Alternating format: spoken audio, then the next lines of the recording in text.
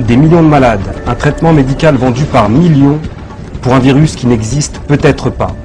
D'éminents scientifiques et chercheurs, dont font partie d'ailleurs nos invités du jour, nous indiquent que tout ceci ne serait qu'une mystification et qu'en réalité, le virus VIH n'a jamais pu être isolé. Chers web auditeurs, pour vous, nous avons enquêté. Un ouvrage est très vite devenu incontournable, les 10 plus gros mensonges sur le sida. Je convoque donc aujourd'hui au bureau de la dissidence les co-auteurs de ce livre, le professeur Étienne de Harven et le journaliste scientifique Jean-Claude Roussez. Messieurs, bonjour. Bonjour. Bonjour. Monsieur de Harven, vous êtes docteur en médecine et étiez professeur émérite d'anatomie pathologique à l'Université de Toronto au Canada. Vous avez consacré presque toute votre carrière à l'étude des rétrovirus au microscope électronique liés au cancer, aux leucémies de souris, pardon, c'est bien ça? Exact. Les fiches ne me trahissent pas alors. Monsieur Roussez, vous êtes donc journaliste et auteur scientifique. Vous avez publié entre autres de nombreuses études relatives aux applications médicales des hautes technologies. C'est parfaitement exact. Alors messieurs, juste avant de revenir sur quelques-uns des plus gros mensonges sur le sida, je me permets sous votre contrôle de redéfinir des termes qui, à force d'être ressassés, se confondent ou perdent leur sens dans notre inconscient collectif. Commençons par rappeler qu'être atteint du sida, c'est avoir un système immunitaire très affaibli, au point de ne plus être en mesure de nous défendre contre un ensemble de maladies répertoriées, dites opportunes, parce qu'elles profitent donc de la chute de nos défenses naturelles. Oui. Et c'est le développement de ces maladies, donc cancer et autres infections, qui finit par entraîner la mort de la personne infectée. C'est bien cela? Oui. Tout à fait exact. Quant au VIH, ce virus, il serait le responsable de l'effondrement de notre système immunitaire en s'attaquant à l'un de ses composants essentiels, les lymphocytes T. Jusque-là, j'ai presque tout bon. Oui. Tout bon. Tout bon. Et oui, j'aimerais finir par rappeler ce qu'est la séropositivité. Alors, on dit d'une personne qu'elle est séropositive lorsque l'on décèle dans son sang non pas la présence du virus VIH, mais celle des anticorps censés lutter contre cette infection. Alors, si j'ai tout bon, je peux vous poser la première question qui est, donc, monsieur de Harven, ce virus, observé ou pas observé? Ce virus n'a jamais été observé directement en microscopie électronique dans le sang de patients dont on prétend qu'ils ont une charge virale élevée. Par des techniques moléculaires extrêmement intéressantes, on affirme pouvoir identifier dans le sang de ces malades des séquences d'acides nucléiques qui correspondent au génome des rétrovirus. Mais il n'y a aucune corrélation entre ces données-là et l'échec total de tous les efforts qui furent développés pour tenter de démontrer des particules de rétrovirus dans le sang de ces malades-là. Donc le virus n'a jamais été trouvé dans un corps de malade du sida? Il n'a jamais été observé en microscopie électronique dans le sang de malades dont on prétend qu'ils ont une charge virale élevée. D'accord. C'est une affirmation que j'ai faite en Afrique du Sud lors de cette grande conférence qu'avait convoquée le président Mbeki en 2000 et qui n'a jamais été contredite depuis. On a même à Londres offert un prix assez important à quiconque pourrait me prouver le contraire, et ce prix n'a jamais été réclamé. Très bien, monsieur Roussez. Comment s'est faite l'annonce de la découverte de ce virus? Ah, écoutez, c'est une longue histoire. En fait, il faut remonter à 1972, donc 9 ans avant le début de ce qu'on peut appeler une épidémie. Le président Richard Nixon, à l'époque, avait déclaré la guerre contre le cancer. C'était son grand chantier. Et immédiatement, on a demandé au Congrès américain de débloquer des sommes colossales pour travailler dans la recherche contre le cancer. Mais à la condition que ces recherches soient effectuées uniquement sur les rétrovirus. C'est-à-dire un chercheur indépendant qui aurait cherché à trouver la véritable cause du cancer, celui-là, il était blackboulé. Il n'y en avait que pour les rétrovirus. Parce qu'on avait peut-être observé un lien entre ces rétrovirus et le cancer chez certaines... Voilà, c'est parti en fait des recherches qui ont été faites par le professeur de Harvard, entre autres, enfin Charlotte Friend à New York, qui ont constaté qu'il y avait un certain rapport entre les cancers du poulet ou de la souris et les rétrovirus. Bien. En 1981, quand apparaissent les premiers cas de ce qui s'avérera être ensuite le sida, on a essayé de faire passer du cancer à une nouvelle maladie. Je m'explique. Oui. Les crédits colossaux qui ont été accordés aux chercheurs n'ont donné absolument aucun résultat. Après 9 ans donc de recherche totalement infructueuse, le public américain et le Sénat qui avait allongé des millions, les millions de dollars évidemment, et cette histoire de sida est tombée comme du pain béni et a permis même d'augmenter les subventions. Par rapport au cancer, on a multiplié les subventions. En 1981, il y a eu d'un seul coup plusieurs cas parmi les homosexuels des grandes villes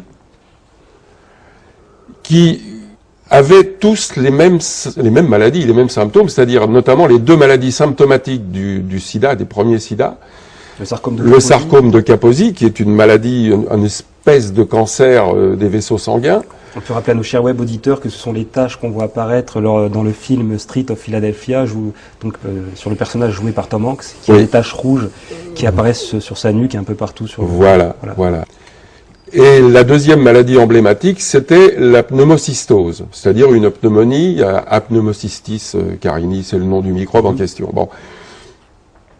Et plutôt que de voir ce qui était visible immédiatement, à savoir que ces maladies étaient dues à l'utilisation de drogue, et exclusivement de drogue. On a senti comme une bonne odeur passer. Oh là là! Et si on pouvait transformer ça en maladie contagieuse? Et c'est comme ça que on fait le lien entre... On a fait un faux lien, un lien d'opportunité avec un virus.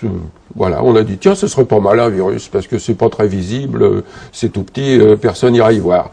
On fait le lien entre... On a fait un faux lien, un lien d'opportunité avec un virus.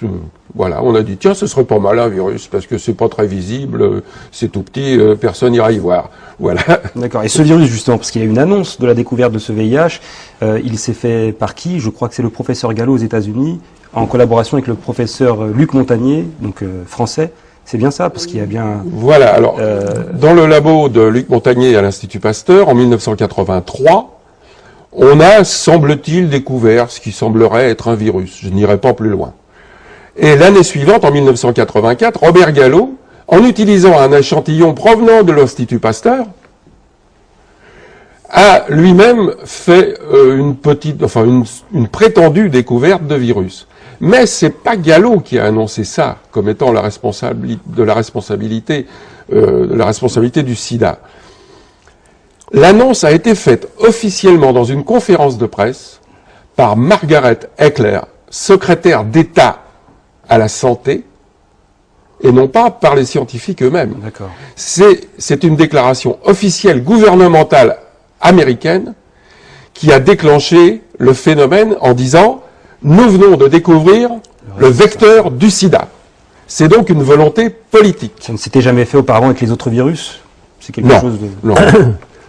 Puisque tu évoques cette conférence de presse historique, il faut dire qu'elle avait annoncé que ce virus est probablement la cause du sida. Mais le lendemain, les médias du monde entier ont oublié un seul mot, le mot probablement. Et c'est passé de la probabilité à la certitude en 24 heures. Ce qui a changé beaucoup de choses, on peut le voir aujourd'hui.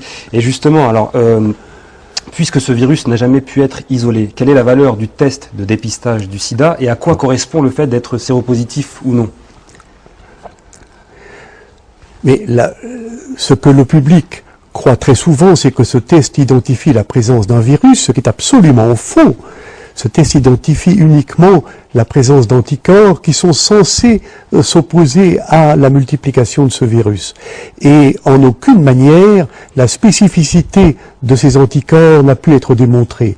Tout au contraire, un auteur américain, Christine Johnson, a publié en 1998 un article clé dans l'histoire de cette controverse publiant une liste d'environ 70 conditions médicales qui peuvent par elles-mêmes causer la dite séropositivité. Et dans cette longue liste, vous trouvez la tuberculose, la malaria, la lèpre, prendre une vaccination antigrippale, tenez-vous bien,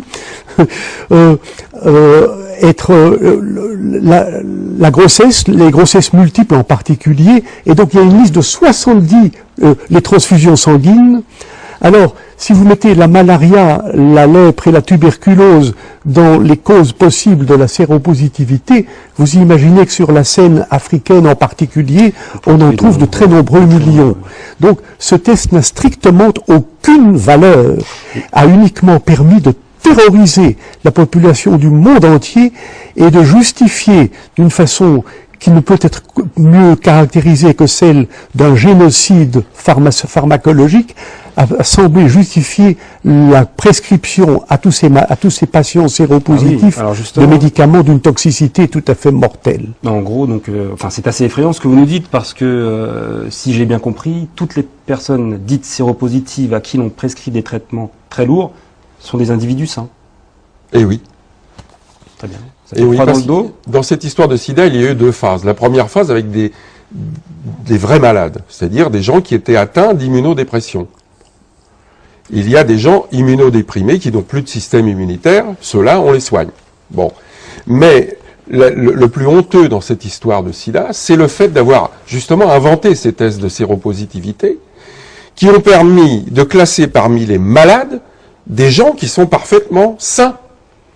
Et là a commencé le gros génocide. Et justement, les fabricants de ce test nous précisent-ils que celui-ci n'est pas fiable, en fait? Ah oui, en long, en large et en travers. Il suffit de lire la notice. Dans la notice est indiqué. Oui. J'ai cru comprendre qu'une même personne pouvait être séropositive à Paris et séronégative à Sydney en fonction des lieux. Tout à fait exact. Donc ça aussi, c'est assez... Oui, en Afrique noire, il suffit de 2 bandes, 2 protéines sur les 10 caractéristiques du prétendu virus. Il suffit d'avoir 2 bandes positives pour être classé comme séropositif. D'accord. En France, il en faut 3. En Australie, il en faut 4 même. Donc, si jamais vous trouvez malade en Afrique, vous faites un petit saut en avion jusqu'en Australie et vous vous retrouvez sain d'un seul coup. Voilà. Et ce test n'est pas applicable en Grande-Bretagne. Il est considéré comme tout à fait non significatif. Alors justement, par rapport au traitement, donc le seul qui a existé dès le départ, c'est l'AZT, c'est bien ça? Voilà. C'est un antirétroviral. L'AZT est un médicament qui avait été étudié dans le cadre de la lutte contre le cancer. Et puis, il s'est avéré que, comme on a l'habitude de faire des tests sur les souris, que toutes les souris crevaient. D'accord. Bon, donc on a absolument refusé, et catégoriquement refusé, que ce médicament soit mis sur le marché. Il est resté donc dans les placards. Jusqu'au jour où, la pression montant, les gens réclamant à grands efforts de panneaux, on veut un traitement, on a ressorti ça du placard en disant, ben, ça fera l'affaire. Et on a ressorti l'AZT. Alors comment ce poison a-t-il pu obtenir une autorisation de mise sur marché, justement? En quelques semaines. On n'a jamais eu une approbation de mise sur le marché d'un médicament aux États-Unis avec une précipitation pareille. C'est absolument scandaleux. Ça supporte bien tout ce que tu viens de raconter, mais le cas des hémophiles séropositifs est extrêmement caractéristique. Oui. La mortalité des hémophiles séropositifs a été étudiée dans le Royaume-Uni, en particulier entre 1980 et 1992. Dans toutes les années initiales, jusqu'en 86-87, ce taux de mortalité des hémophiles séropositifs était extrêmement stable. En 87, on a commencé à les traiter avec des hautes doses d'AZT et la mortalité est montée en flèche. La courbe va comme ça. 87. il n'y a pas de preuve plus frappante de l'extrême toxicité de ce médicament et du fait que les hémophiles ne mourraient jamais du VIH, mais sont très souvent morts de l'intoxication par cette drogue extrêmement dangereuse. Alors justement, au sujet de ces traitements, j'aimerais que l'on regarde ensemble cette vidéo de l'interview du prix Nobel co-découvreur du VIH, monsieur Luc Montagnier. Alors justement, au sujet de ces traitements, j'aimerais que l'on regarde ensemble cette vidéo de l'interview du prix Nobel co-découvreur du VIH, monsieur Luc Montagnier.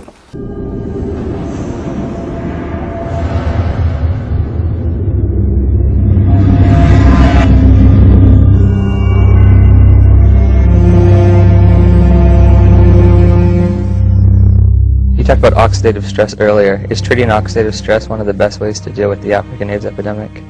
I think this is one way to approach, to decrease the rate of transmission, because I believe HIV, we can be exposed to HIV many times without being chronically infected. Our immune system could get rid of the virus within a few weeks if you have a good immune system. And this is the problem also of African people. Their nutrition is not very equilibrated, they are in oxidative stress, even they are not infected with HIV. So their immune system doesn't work well already. So it's prone, it can, allow HIV to get in and persist. So there are many ways which are not the vaccine, the magic name, the vaccine. Many ways to decrease the transmission just by simple measures of nutrition, giving antioxidants, proper antioxidants, hygiene measures, fighting the other infections. So they are not spectacular, but they could, decrease very well the epidemic to the level they are in Occidental countries, So, Western countries. if you have a good immune system, then your body can naturally get rid of HIV. Yes. Oh, interesting. Do you think we should have more of a push for antioxidants and things of that nature in Africa than antiretrovirals? We should push for more, a combination of measures, antioxidant, but nutrition, advice and nutrition, fighting other infections, malaria, tuberculosis, parasitosis. Most children have worms. Education, of course, genital hygiene for women and men also. Very simple measure, which not very expensive, but which could do a lot. And this is my worry about the many spectacular action. Of course, there are global funds to buy drugs and so on, Bill Gates and so on, for the vaccine. But those kind of measures are not very well funded, not funded at all, or they are, it really depends on the local government to take conscious of this, but the local government, they take advice of the scientific advisor from the international institutions, and they don't get this kind of advice very often. There's no money in nutrition, right? There's no profit. There's no profit, yes. The water is important. Water is key. Now, one thing you said, you were talking about the fact that if you have a built immune system, it is possible to get rid of HIV naturally. If you take a poor African who's been infected and you build up their immune system, is it possible for them to also naturally get rid of it? I would think so. Okay. Messieurs, cette vidéo a de quoi donner des frissons dans le dos. Le co-découvreur du VIH, prix Nobel, nous indique en gros que l'on pourrait guérir du sida en dormant mieux ou en se préparant des repas un peu plus coquets. Donc je me permets de le dire un petit peu comme ça parce que des millions de malades chaque jour avalent des traitements très lourds pour nous entendre dire aujourd'hui qu'il suffirait presque de se laver les mains 5 fois par jour. Quelle a été votre réaction? Dites-moi. Si vous regardez le Nexus du mois de janvier, il y a sous la plume d'un journaliste scientifique qui a très largement contribué à tout ça et qui est monsieur Jamel Tahi, Oui. Il y a des remarques extrêmement précises. Qui avait réalisé un documentaire Oui, il est passé sur Arte. c'est ça, il y a quelques années. Oui, déjà. mais il faut regarder le numéro de janvier de Nexus pour lire ce que Jamel Tahi a dit au sujet de cette interview, de ce vidéo que l'on a vu récemment. D'accord. Donc ça ne vous choque pas particulièrement par rapport à l'intégrité scientifique de nous entendre dire aujourd'hui par cette personne que... Je dirais que le professeur Montagnier avait déjà très souvent, comment dirais-je, secoué l'opinion par des affirmations qui étaient surprenantes. Par exemple, l'existence de cofacteurs. D'accord. Il dit oui, le VIH c'est peut-être important, mais il y avait aussi les cofacteurs. Et il n'a cessé de parler de cela. En 2003, nous avions une très grande conférence au Parlement européen à Bruxelles, à laquelle il participait, et moi aussi. Et dans sa présentation, il a largement envisagé l'effet du stress oxydatif comme cause probable de certaines grandes dépressions immunitaires. Ça n'avait plus grand-chose à voir avec le VIH. Donc, nous avions déjà une certaine préparation à entendre le professeur Montagnier exprimer des opinions qui ne sont pas d'une rigidité absolue comme de la part de tant d'autres, Gallo et tout ça, et tout son groupe. Tout son groupe, très bien. Si vous voulez, je me pose une question. Est-ce que le professeur Montagnier ne ferait pas partie de la dissidence? Peut-être, on l'invitera. Vous pensez qu'il viendra? Depuis qu'il a eu son prix Nobel, il peut difficilement revenir en arrière. C'est ça le problème. Et pour prendre l'exemple alors du continent qui serait le plus touché par le sida, l'Afrique, les Africains se meurent-ils de toute autre chose depuis des années, en fait? Mais écoutez, la situation en Afrique est tellement différente. Les problèmes de santé publique en Afrique sont monumentaux, mais tournent essentiellement autour de l'absence d'hygiène, de la malnutrition et des grandes maladies tropicales bien connues comme la malaria, la lèpre et pour eux la tuberculose également. Tout ça est maintenant rebaptisé du nom de sida. Ce n'est pas pour être choquant que je dis cela, mais mon analyse serait de dire qu'il n'y a pas d'épidémie de sida en Afrique. Il y a d'immenses problèmes de santé publique auxquels on attache l'étiquette de sida, probablement pour satisfaire la voracité des compagnies pharmaceutiques qui cherchent à ouvrir des nouveaux marchés, mais en fait, il n'y a pas de vrai sida en Afrique. Je sais que c'est extrêmement choquant d'entendre cela, mais ça tourne essentiellement autour des problèmes d'hygiène publique, de malnutrition et des grandes maladies tropicales bien connues. Et au sujet de l'Europe, des études ont prouvé que des couples sérodiscordants, donc dont l'un serait séropositif ou non, ne se transmettaient pas le virus sur des périodes de 7, 8, 10 ans, si j'ai bien compris. Et d'autres études montrent que parmi les prostituées, seules celles qui se droguent sont touchées, et que dans la communauté homosexuelle sont touchés ceux qui mènent une vie décadente et qui se droguent eux aussi. Oui. Aurait-on affaire à un virus sexiste, homophobe, raciste ou c'est une des raisons qui font que c'est impossible. On dirait que le virus s'attaque de préférence aux hommes en Occident et à égalité quasiment femmes-hommes en Afrique. Bon, c'est jamais qu'un virus. Rappelons-le, le virus n'est pas un matériel vivant. Ça, c'est très important. C'est pas une bactérie. Un virus, c'est un assemblage de protéines et c'est tout. Inerte. Inerte. Avec un bout d'ADN, c'est incapable de se défendre tout seul. Hein? Donc. Oui, vous voulez dire que de là à choisir en fonction des continents, hommes ou femmes. C'est impossible. C'est lui attribuer une intelligence qu'il est loin de pouvoir avoir. Hein? Bon. Alors donc, il y a ce problème donc de parité homme-femme qui n'existe pas en Occident et qui existerait en Afrique. Quant aux expériences, aux statistiques qui ont été faites d'après de nombreuses études sur les prostituées, il est tout à fait exact que quasiment aucune prostituée n'est séropositive, excepté celle qui s'adonne à la drogue, à des drogues dures, s'entend. Voilà. Oui, il est bien évident que la prétendue contagiosité du sida est totalement incompatible et par les rapports sexuels est totalement incompatible avec le fait que les prostituées n'ont pas de sida. et ce fait refuse d'être reconnu par toute l'orthodoxie du sida. Mais dans le livre que nous avons fait ensemble, Oui, je peux présenter là, à il y a l'occasion. pas mal, il y a Alors, pas voilà, mal c'est de ce- références qui illustrent le fait que des études épidémiologiques faites en Thaïlande, en Afrique, en Italie, en Allemagne, aux États-Unis, Oui, euh, je peux présenter là, à il y a l'occasion. pas mal, il y a Alors, pas voilà, mal c'est de ce- références qui illustrent le fait que des études épidémiologiques faites en Thaïlande, en Afrique, en Italie, en Allemagne, aux États-Unis, sont toutes concordantes pour démontrer que les prostituées n'ont pas le sida. Alors si c'était une maladie infectieuse, il est évident qu'elles en seraient les principales victimes. Et là, vous précisez que de Maintenant, nombreuses cela ne études veut, l'ont prouvé. C'est cela tout. ne veut Oui. surtout pas dire, et j'en profite peut-être pour souligner un point très important, les dissidents dont nous sommes sont totalement en soutien de toutes les campagnes de santé publique recommandant l'usage du préservatif dans la lutte contre les maladies réellement sexuellement transmissibles.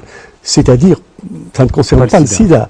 Il est évident que nous nous abstenons totalement d'émettre la moindre remarque négative sur ces recommandations de santé publique qui portent sur les maladies donc réellement sexuellement transmissibles et qui est au point de vue santé publique une recommandation extrêmement importante.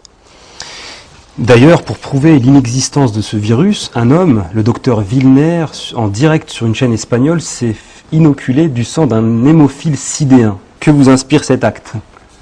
J'ose pas vous demander si vous seriez capable de le faire, enfin si vous le feriez vous-même, mais... On me l'a proposé une fois et j'ai répondu que non parce que je n'accepte pas que quelque chose rentre dans mon corps d'une manière impromptue. D'accord. Mais qu'en revanche, Vous êtes prévenu. j'étais prêt à faire l'amour avec des séropositifs autant de fois qu'il Ah le d'accord, faudra. bon, Voilà. j'imagine qu'il doit y en avoir... Non, Robert Wilner effectivement a fait cette expérience, mais il est tellement persuadé, et à juste titre d'ailleurs, qu'il ne risquait rien, qu'effectivement il y est allé la fleur au fusil. D'accord. Et il n'a rien depuis. Il n'a rien bien depuis. sûr. Ben non, pensez-vous. Enfin. Donc messieurs, si j'ai bien compris, voilà près de 30 ans de recherche, d'efforts, pour n'aboutir en 2010 à aucun traitement curatif, aucun vaccin, aucune prédiction épidémiologique vérifiable. Quels sont les espoirs? Alors, écoutez, du côté vaccin, quelque chose. Je voudrais souligner ces trois points que vous venez de faire avec une grande précision pour indiquer que, étant donné cette évidence-là, il est grand temps d'avoir le courage de se demander si l'hypothèse de départ était exacte ou fausse. Et je crois qu'il est urgentissime de réaliser que l'hypothèse de départ était fondamentalement fausse. Très bien. Vous n'êtes pas les seuls à le dire. Je crois que vous êtes président d'un groupe international. J'ai été non président jusqu'en 2008. Mon terme était de 3 ans. D'accord. J'ai été président entre 2005 et 2008 du groupe Rethinking AIDS, qui est essentiellement basé en Californie. Très bien. Qui regroupe de nombreux Et scientifiques. Ouais. tous ceux qui sont intéressés par le programme d'aujourd'hui et qui connaissent bien l'anglais devraient ne pas manquer d'ouvrir sur Internet le site de ce groupe dont j'ai été président. Et ce site est donc www.rethinkingaids.com. Et il y a énormément de matériel là-dedans, y compris couvrant une réunion très importante qui s'est tenue à Oakland, en Californie, en novembre dernier, à laquelle j'ai participé, et dont vous pouvez trouver de très larges extraits dans ce site, dont je recommande très fort la visite à tous les anglophones qui nous écoutent. Très bien. Et les espoirs alors? Alors, Ces fameux au niveau des vaccins, c'est peine perdue. C'est même pas la peine d'y penser. Et pour une raison bien simple. En quoi consiste la vaccination? La vaccination consiste à créer une primo-infection, c'est-à-dire une réplique non grave de la maladie, de façon à faire réagir le système immunitaire en créant des anticorps. Ces anticorps seront aux aguets si la véritable maladie arrive. Voilà le principe de la D'accord. vaccination. Mais là, comme il n'y a pas de virus... C'est pas ça, c'est que les gens qui sont... À partir du moment où vous faites une vaccination, vous devenez séropositif. Oui.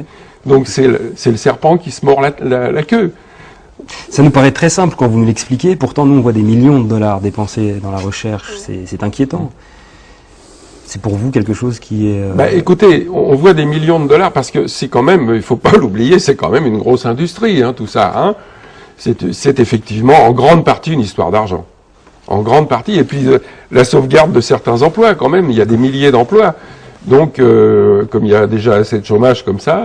Justement, je crois que c'est le professeur Gallo donc, qui a lancé le test. C'est lui qui l'a créé, ce test? Ah, le jour même, le jour même, il de a... l'annonce par Margaret Eclair et Gallo de la découverte du prétendu virus, le soir même, il a déposé le brevet. Il est devenu archi-milliardaire grâce à ça, il ne faut pas l'oublier. D'accord, très bien. Ok. Messieurs, merci. Nous avons été très honorés de votre venue. Votre courage, votre persévérance et votre intégrité scientifique sont très appréciés ici au bureau de la dissidence. Chers web auditeurs, vous l'aurez compris, nous sommes loin d'une discussion de comptoir ou d'un délire complotiste. Le prestige des invités du jour suffit à le démontrer. De nombreuses questions restent en suspens. Des millions de malades sont dans l'attente de vraies solutions. On compte sur vous et sur la mobilisation de tous pour sensibiliser les autorités compétentes à réévaluer les origines du sida. Le débat continue sur le forum du site internet de l'émission. Vous pouvez nous faire parvenir vos avis les plus dissidents et les sujets que vous souhaitez voir abordés ici au bureau de la dissidence. Vous êtes les programmateurs de l'émission. C'était No Name TV, l'émission qui ne porte pas de nom.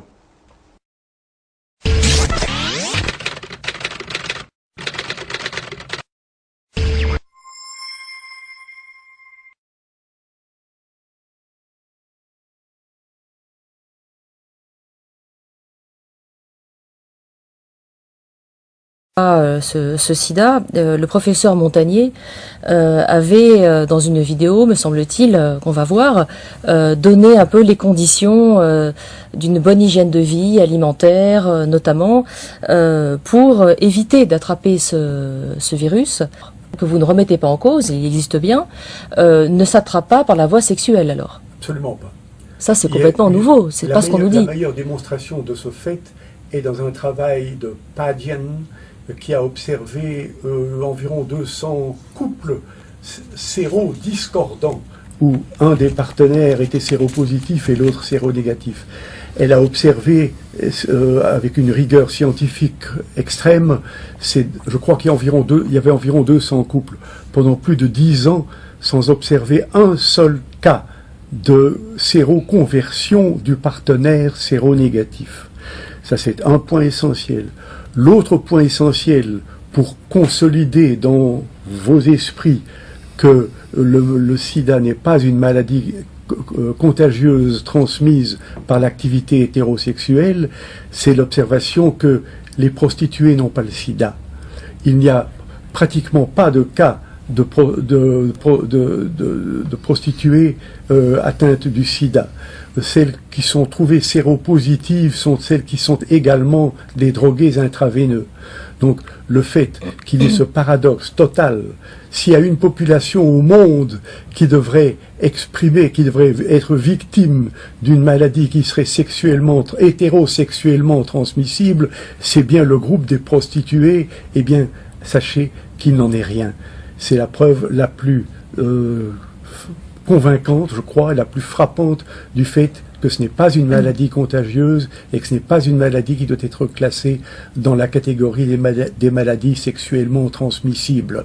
Mais, ceci étant dit, il ne faut jamais nous faire dire oubliez toutes ces recommandations voilà. de prudence, j'allais vous poser la question. Car il y a de vraies maladies qui sont sexuellement transmissibles, comme la syphilis et la gonorrhée, et toutes les recommandations d'usage du préservatif restent parfaitement applicables et d'une très grande urgence en santé publique pour la prévention de maladies qui sont vraiment des maladies sexuellement transmissibles, mais dans ce groupe-là, il ne faut pas inclure le sida. Voilà une bonne nouvelle. Alors, par rapport à ce qui peut causer le sida, que vous avez davantage repéré dans la communauté sexuelle historiquement, on précise qu'il ne s'agit pas d'un jugement de valeur, bien sûr, de votre part. Vous parlez dans votre livre des poppers. qui est en fait du nitrite d'amyle, c'est ça, en fiole, Oui. qui est à l'origine, expliquez-nous ça, un médicament que la communauté gay d'il y a quelques années a utilisé dans un autre sens. Voilà, en fait, le nitrite d'amyle, qui a été inventé il y a bien longtemps, est un médicament qui permet de soulager les personnes ayant des problèmes cardiaques. C'est un vasodilatateur, c'est-à-dire il dilate les vaisseaux sanguins. Et il se trouve que, on ignore qui, mais enfin quelqu'un a trouvé que ce nitrite d'amyle provoquait des réactions assez intéressantes au niveau sexuel, à savoir la dilatation de l'orifice anal, pour parler correctement, et la prolongation de de l'activité sexuelle. Un aphrodisiaque, en gros. Voilà, c'est un aphrodisiaque. Et malheureusement, ce nitrite d'amyle a des des vertus qui, si elles étaient salutaires aux malades du cœur, deviennent très graves vis-à-vis des personnes bien portantes. Et lorsqu'elles sont utilisées, malheureusement, avec d'une manière totalement débridée, ce qui était le cas, parce que la libération sexuelle aux États-Unis a eu lieu à la fin des années 70. Et à partir de là, la libération homosexuelle, a eu lieu à la fin des années 70. Et à partir de là, ça a été le défoulement total. Avant, on avait honte d'être homosexuel. Après, on en avait la grande fierté, la gay pride. Hein. Et donc, se sont ouverts des boîtes réservées quasiment aux homosexuels. Et là, c'était tous les soirs la grande fiesta avec des tas de drogues à disposition. Ça, il faut le dire. Hein. Il y a des témoignages d'ailleurs assez intéressants, notamment d'un journaliste homosexuel. Et donc, le nitrite d'amyle, au bout d'un moment, provoque le sarcome de Kaposi, dont j'ai parlé tout à l'heure, qui est cette maladie emblématique du sida où on a des espèces de ronds plus ou moins gros de couleur marron, etc. Et la durée de vie, quand on a attrapé ce sarcome de Kaposi, est voisine d'1 an, en fait. Hein. Donc, peu de personnes en réchappent. Malgré tout, c'est un cancer qui peut évoluer vers la guérison comme ça, spontanément. Donc on ne peut pas appeler ça vraiment un cancer non plus, on ne sait pas trop comment le loger, celui-ci. Voilà ce qu'il fallait dire sur les poppers qui, à mon avis, sont le point de déclenchement de cette histoire de sida. D'accord, qui n'a rien à voir. Peut-être ajouter très fort pour consolider tout ce que tu viens de dire là, que à l'origine de la découverte en 81 en Californie des 5 premiers cas de sida, le nom que l'on donnait à cette maladie était en anglais GRID, G-R-I-D, Gay Related Immune Deficiency. On sait que ce virus est probablement la cause du sida. Mais le lendemain, les médias du monde entier ont oublié un seul mot, le mot probablement. Et c'est passé de la probabilité à la certitude en 24 heures. Ce qui a changé beaucoup de choses, on peut le voir aujourd'hui. Et justement, alors, puisque ce virus n'a jamais pu être isolé, quelle est la valeur du test de dépistage du sida et à quoi correspond le fait d'être séropositif ou non? Mais ce que le public croit très souvent, c'est que ce test identifie la présence d'un virus, ce qui est absolument faux. Ce test identifie uniquement la présence d'anticorps qui sont censés s'opposer à la multiplication de ce virus. Et en aucune manière, la spécificité de ces anticorps n'a pu être démontrée. Tout au contraire, un auteur américain, Christine Johnson, a publié en 1998 un article clé dans l'histoire de cette controverse publiant une liste d'environ 70 conditions médicales qui peuvent par elles-mêmes causer la dite séropositivité. Et dans cette longue liste, vous trouvez la tuberculose, la malaria, la lèpre, prendre une vaccination antigrippale, tenez-vous bien, la grossesse, les grossesses multiples en particulier, et donc il y a une liste de 70, les transfusions sanguines. Alors, si vous mettez la malaria, la lèpre et la tuberculose dans les causes possibles de la séropositivité, vous imaginez que sur la scène africaine en particulier, on en trouve de très nombreux millions. Donc, ce test n'a strictement aucune valeur, a uniquement permis de terroriser la population du monde entier et de justifier d'une façon qui ne peut être mieux caractérisée que celle d'un génocide pharmacologique, a semblé justifier la prescription à tous ces patients séropositifs de médicaments d'une toxicité tout à fait mortelle. En gros, donc, c'est assez effrayant ce que vous nous dites, parce que, si j'ai bien compris, toutes les personnes dites séropositives à qui l'on prescrit des traitements très lourds sont des individus sains. Eh oui.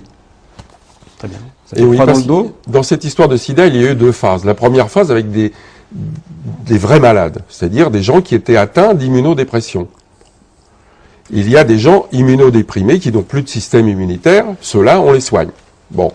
Mais le plus honteux dans cette histoire de sida, c'est le fait d'avoir justement inventé ces tests de séropositivité qui ont permis de classer parmi les malades des gens qui sont parfaitement sains. Et là a commencé le gros génocide. Et justement, les positives, excepté celles qui s'adonnent à des drogues dures, s'entend. Voilà.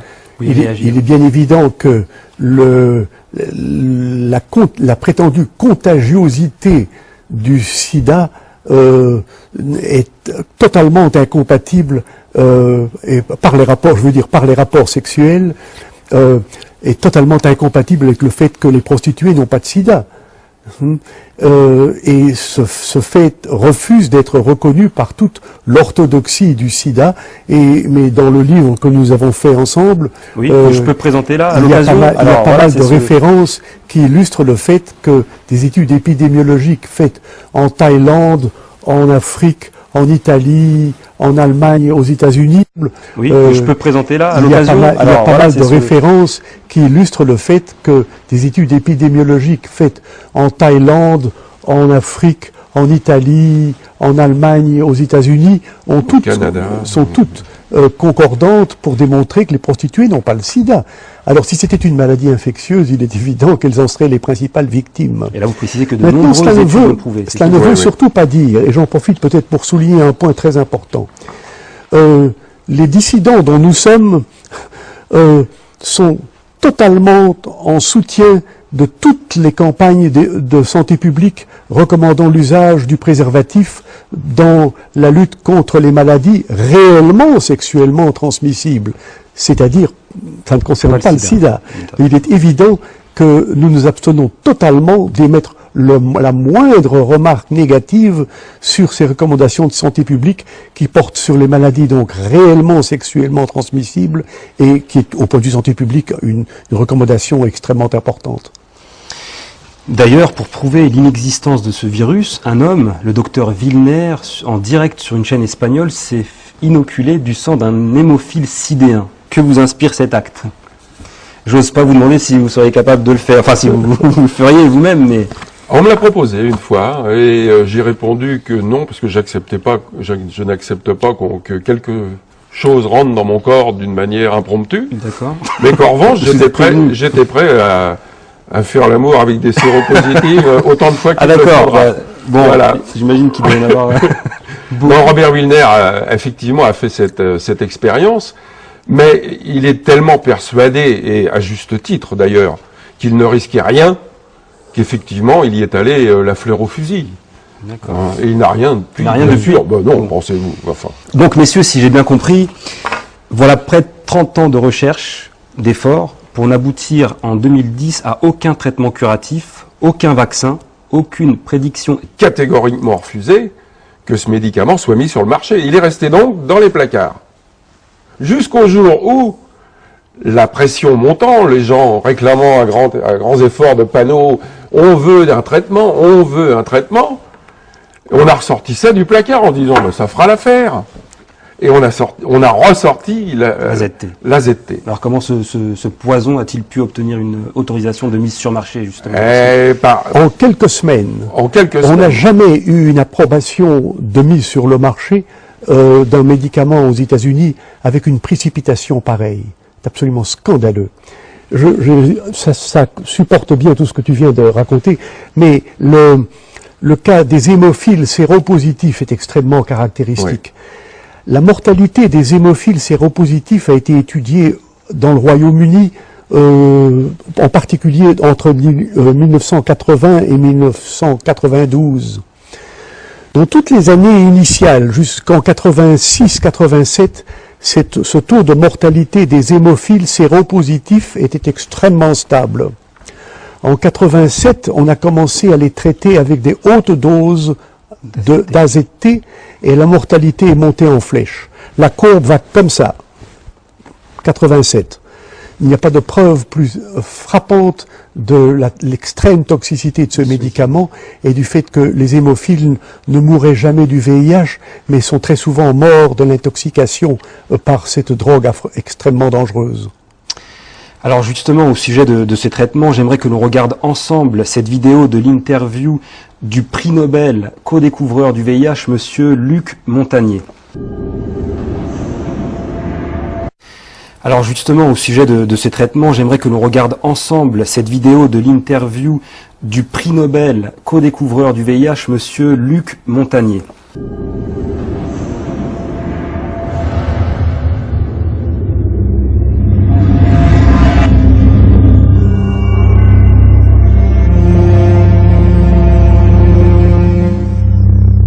You talked about oxidative stress earlier. Is treating oxidative stress one of the best ways to deal with the African AIDS epidemic?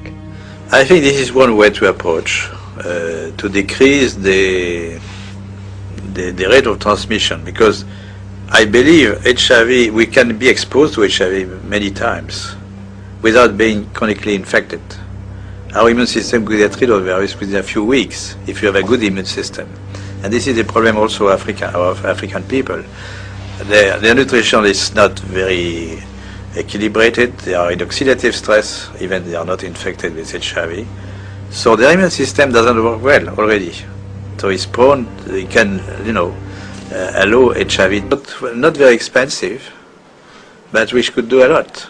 And this is my, actually my worry about, the many spectacular action. Of course, there are global funds to buy drugs and so on, Bill Gates and so on, for the vaccine, but those kind of measures are not very well funded, not funded at all, or they are, it really depends on the local government to take conscious of this, but the local government, they take advice of the scientific advisors from the international institutions, and they don't get this kind of advice very often. There's no money in nutrition, right? There's no profit. There's no profit, yes. The water is important. Water is key.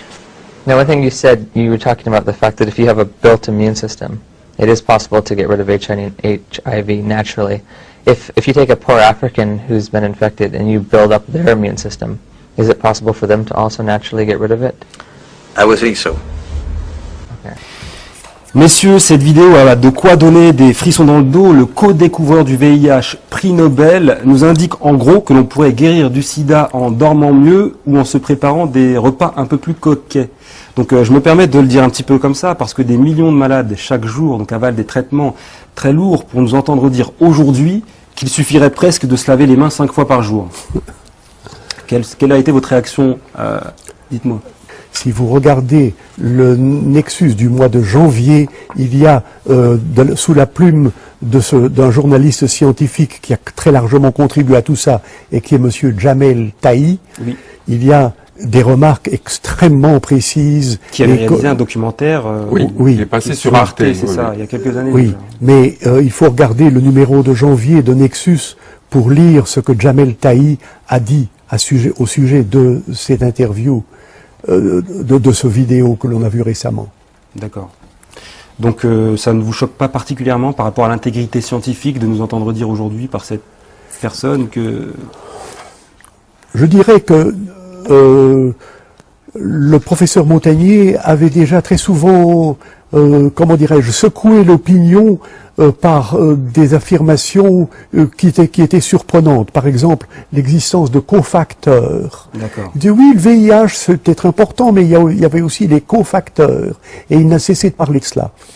En 2003, nous avions une très grande conférence au Parlement européen à Bruxelles, à laquelle il participait, et moi aussi. Et dans sa présentation, il a largement envisagé l'effet du stress oxydatif comme cause probable de certaines grandes dépressions immunitaires. There's no profit. There's no profit, yes. The water is important. Water is key. Now, one thing you said, you were talking about the fact that if you have a built immune system, it is possible to get rid of HIV naturally. If you take a poor African who's been infected and you build up their immune system, is it possible for them to also naturally get rid of it? I would think so. Okay. Messieurs, cette vidéo a de quoi donner des frissons dans le dos. Le co-découvreur du VIH, prix Nobel, nous indique en gros que l'on pourrait guérir du sida en dormant mieux ou en se préparant des repas un peu plus coquets. Donc je me permets de le dire un petit peu comme ça parce que des millions de malades chaque jour donc avalent des traitements très lourds pour nous entendre dire aujourd'hui qu'il suffirait presque de se laver les mains 5 fois par jour. Quelle a été votre réaction dites-moi. Si vous regardez le Nexus du mois de janvier, il y a sous la plume d'un journaliste scientifique qui a très largement contribué à tout ça et qui est monsieur Jamel Tahi, Oui. il y a des remarques extrêmement précises. Qui avait réalisé un documentaire Oui, il est passé sur Arte. c'est ça, il y a quelques années. Oui, déjà. mais il faut regarder le numéro de janvier de Nexus pour lire ce que Jamel Tahi a dit au sujet de cette interview, de ce vidéo que l'on a vu récemment. D'accord. Donc ça ne vous choque pas particulièrement par rapport à l'intégrité scientifique de nous entendre dire aujourd'hui par cette personne que...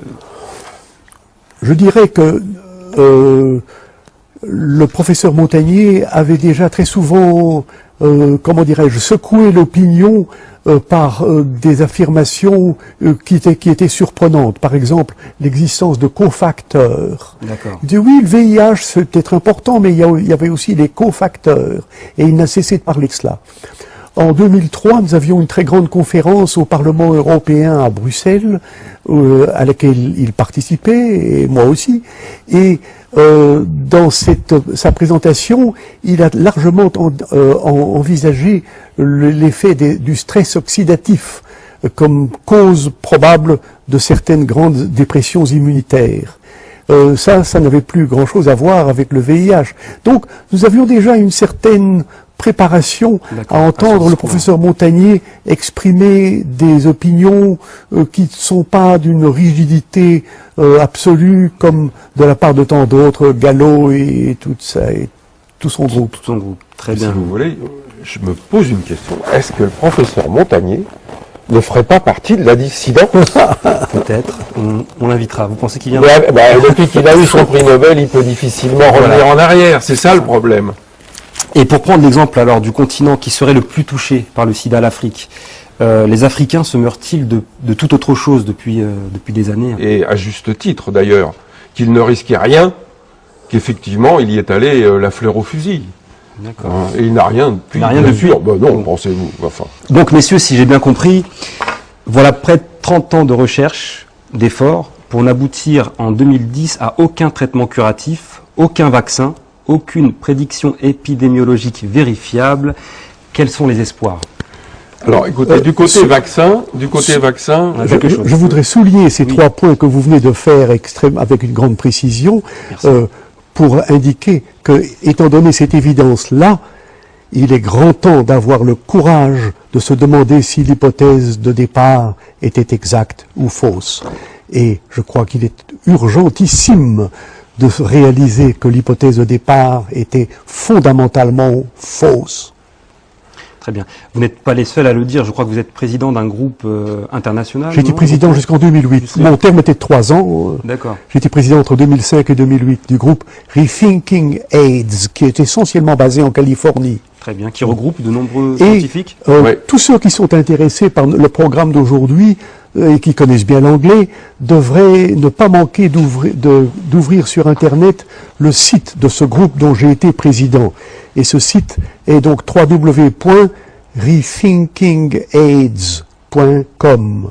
Et il y a énormément de matériel là-dedans, y compris couvrant une réunion très importante qui s'est tenue à Oakland, en Californie, en novembre dernier, à laquelle j'ai participé, et dont vous pouvez trouver de très larges extraits dans ce site, dont je recommande très fort la visite à tous les anglophones qui nous écoutent. Très bien. Et les espoirs alors? Alors, au niveau des vaccins, c'est peine perdue. C'est même pas la peine d'y penser. Et pour une raison bien simple.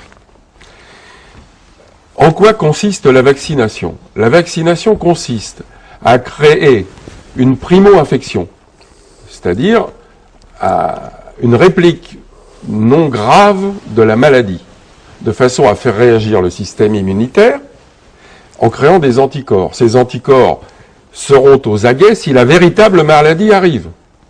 Voilà le principe de la vaccination. Mais là, comme il n'y a pas de virus... C'est pas ça, c'est que les gens qui sont... À partir du moment où vous faites une vaccination, vous devenez séropositif. Oui. Donc c'est le serpent qui se mord la queue. Ça nous paraît très simple quand vous nous l'expliquez, pourtant nous on voit des millions de dollars dépensés dans la recherche, c'est inquiétant. C'est pour vous quelque chose qui est... Écoutez, on voit des millions de dollars parce que c'est quand même, il ne faut pas l'oublier, c'est quand même une grosse industrie, hein, tout ça. Hein. C'est effectivement en grande partie une histoire d'argent. En grande partie, et puis la sauvegarde de certains emplois quand même. À laquelle il participait, et moi aussi. Et dans sa présentation, il a largement envisagé l'effet du stress oxydatif comme cause probable de certaines grandes dépressions immunitaires. Ça n'avait plus grand-chose à voir avec le VIH. Donc, nous avions déjà une certaine préparation à entendre le professeur Montagnier exprimer des opinions qui ne sont pas d'une rigidité absolue comme de la part de tant d'autres, Gallo et tout ça, et tout son groupe. Tout son groupe, très bien. Si vous voulez, je me pose une question. Est-ce que le professeur Montagnier ne ferait pas partie de la dissidence? Peut-être, on l'invitera. Vous pensez qu'il viendra? Depuis qu'il a eu son prix Nobel, il peut difficilement revenir en arrière. C'est ça le problème. Et pour prendre l'exemple alors du continent qui serait le plus touché par le sida, l'Afrique, les Africains se meurent-ils de toute autre chose depuis des années, en fait? Mais écoutez, la situation en Afrique est tellement différente. Les problèmes de santé publique en Afrique sont monumentaux, mais tournent essentiellement autour de l'absence d'hygiène, de la malnutrition et des grandes maladies tropicales bien connues comme la malaria, la lèpre et pour eux la tuberculose également. Tout ça est maintenant rebaptisé du nom de sida. Ce n'est pas pour être choquant que je dis cela, mais mon analyse serait de dire qu'il n'y a pas d'épidémie de sida en Afrique. Il y a d'immenses problèmes de santé publique auxquels on attache l'étiquette de sida, probablement pour satisfaire la voracité des compagnies pharmaceutiques qui cherchent à ouvrir des nouveaux marchés, mais en fait, il n'y a pas de vrai sida en Afrique. Je sais que c'est extrêmement choquant d'entendre cela, mais ça tourne essentiellement autour des problèmes d'hygiène publique, de malnutrition et des grandes maladies tropicales bien connues. Et au sujet de l'Europe, des études ont prouvé que des couples sérodiscordants, donc dont l'un serait séropositif ou non, ne se transmettaient pas le virus sur des périodes de 7, 8, 10 ans, si j'ai bien compris. Et d'autres études montrent que parmi les prostituées, seules celles qui se droguent sont touchées, et que dans la communauté homosexuelle sont touchés ceux qui mènent une vie décadente et qui se droguent eux aussi. Oui. Aurait-on affaire à un virus sexiste, homophobe, raciste ou c'est une des raisons qui font que c'est impossible. On dirait que le virus s'attaque de préférence aux hommes en Occident et à égalité quasiment femmes-hommes en Afrique. Bon, c'est jamais qu'un virus. Rappelons-le, le virus n'est pas un matériel vivant. Ça, c'est très important. C'est pas une bactérie, un virus. C'est un assemblage de... Tout ça, et qui est Monsieur Jamel Tahi. Oui. Il y a des remarques extrêmement précises. Qui avait réalisé un documentaire il est passé sur Arte, c'est ça, il y a quelques années. Oui, déjà. mais il faut regarder le numéro de janvier de Nexus pour lire ce que Jamel Tahi a dit au sujet de cette interview, de ce vidéo que l'on a vu récemment. D'accord. Donc ça ne vous choque pas particulièrement par rapport à l'intégrité scientifique de nous entendre dire aujourd'hui par cette personne que... Je dirais que le professeur Montagnier avait déjà très souvent, comment dirais-je, secoué l'opinion par des affirmations qui étaient surprenantes. Par exemple, l'existence de cofacteurs. D'accord. Il dit oui, le VIH c'est peut-être important, mais il y avait aussi les cofacteurs. Et il n'a cessé de parler de cela. En 2003, nous avions une très grande conférence au Parlement européen à Bruxelles, à laquelle il participait, et moi aussi. Et dans sa présentation, il a largement envisagé l'effet du stress oxydatif comme cause probable de certaines grandes dépressions immunitaires.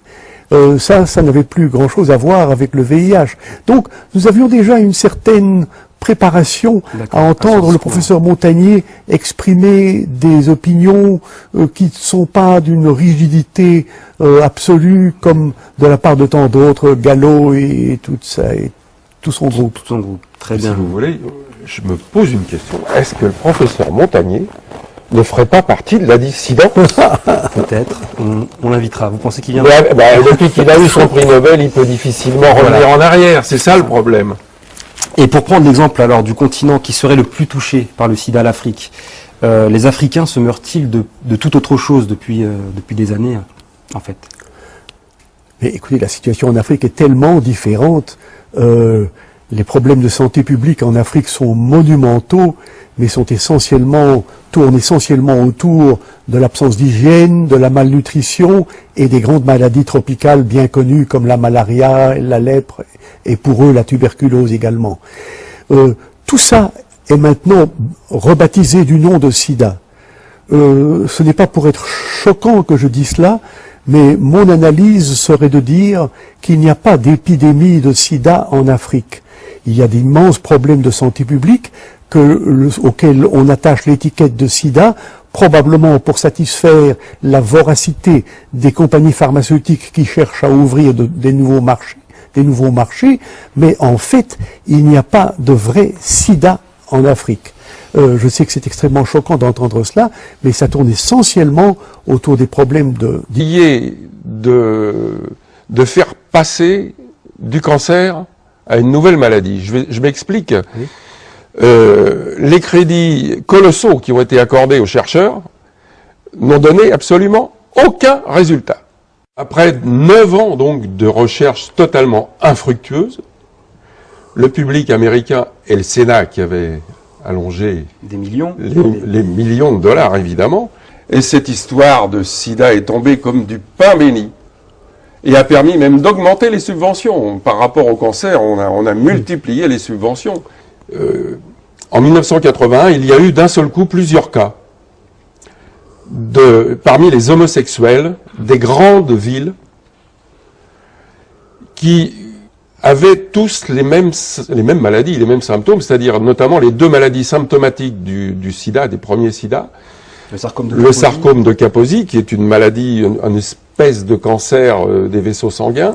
On peut rappeler à nos chers web auditeurs que ce sont les taches qu'on voit apparaître dans le film Street of Philadelphia, sur le personnage joué par Tom Hanks, qui a des taches rouges qui apparaissent sur sa nuque et un peu partout. Voilà. Et la deuxième maladie emblématique, c'était la pneumocystose, c'est-à-dire une pneumonie, Apneumocystis carini, c'est le nom du microbe en question. Bon. Et plutôt que de voir ce qui était visible immédiatement, à savoir que ces maladies étaient dues à l'utilisation de drogue, et exclusivement de drogue. On a senti comme une bonne odeur passer. Oh là là! Et si on pouvait transformer ça en maladie contagieuse? Et c'est comme ça que on fait le lien entre... On a fait un faux lien, un lien d'opportunité avec un virus. Voilà, on a dit, tiens, ce serait pas mal un virus, parce que c'est pas très visible, c'est tout petit, personne n'ira y voir. fait le lien entre... On a fait un faux lien, un lien d'opportunité avec un virus. Voilà, on a dit, tiens, ce serait pas mal un virus, parce que c'est pas très visible, c'est tout petit, personne n'ira y voir. Voilà. D'accord. Et ce virus, justement, parce qu'il y a une annonce de la découverte de ce VIH, il s'est fait par qui? Je crois que c'est le professeur Gallo aux États-Unis, en collaboration avec le professeur Luc Montagnier, donc français. C'est bien ça, parce qu'il y a bien... Voilà, alors, dans le labo de Luc Montagnier à l'Institut Pasteur, en 1983, on a, semble-t-il, découvert ce qui semblerait être un virus. Je n'irai pas plus loin. Et l'année suivante, en 1984, Robert Gallo, en utilisant un échantillon provenant de l'Institut Pasteur, a lui-même fait une prétendue découverte de virus. Mais c'est pas Gallo qui a annoncé ça comme étant de la responsabilité